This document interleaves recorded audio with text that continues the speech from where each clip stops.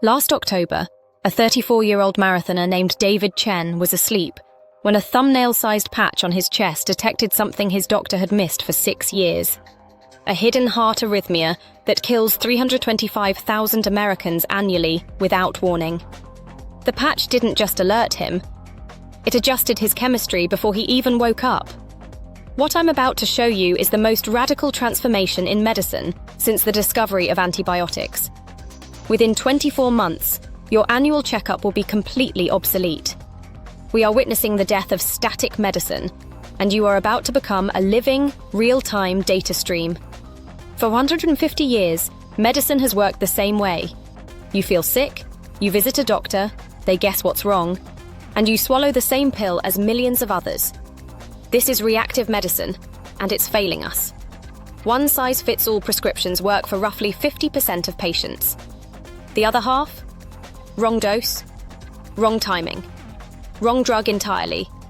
But 2026 marks year zero of closed-loop theranostics, where diagnosis and treatment happen simultaneously, automatically, and personally. These new patches use microneedles thinner than a human hair to turn your skin into a real-time laboratory. When your cortisol spikes, it knows. When inflammation markers rise, it responds. Not with a standard dose, but with micrograms calibrated specifically to your body, released at the exact moment you need it. Your doctor isn't in the loop anymore. The patch is the loop. But here's where it gets truly strange, because this patch isn't working alone. It's connected to something far more powerful, a complete digital copy of you.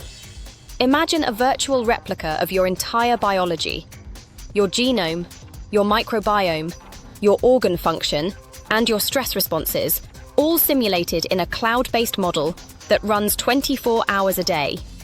This is your digital human twin. When your patch detects an anomaly, it doesn't just react. It consults your twin first.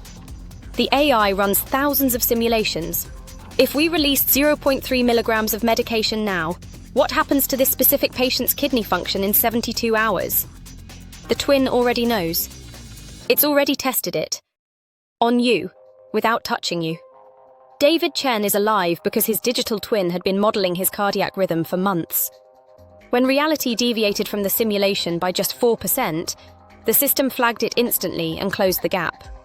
Now, before you think this is purely utopian, we need to confront the uncomfortable question keeping regulators up at night. When an AI system decides to medicate you at 3 a.m., who is responsible if something goes wrong? The algorithm can't explain its reasoning in terms humans understand. It processes millions of variables simultaneously.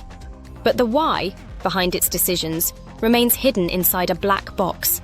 If your digital twin recommends a treatment that harms you, who do you sue? The software company? The hospital? The engineer? We're building medical systems more sophisticated than our legal systems can comprehend. And yet, the potential remains staggering. Early trials show theranostic systems reducing cardiac events by 67%. We are seeing diabetic patients with perfect glucose control and cancer detected at stage 0 before tumours even form.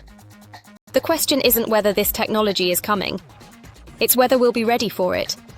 We aren't just treating disease anymore. We're debugging human biology like software. If you want to stay ahead of the biggest shifts in human health and longevity, subscribe to Novatech. We break down the technology of tomorrow before it hits the mainstream. I'll see you in the next one.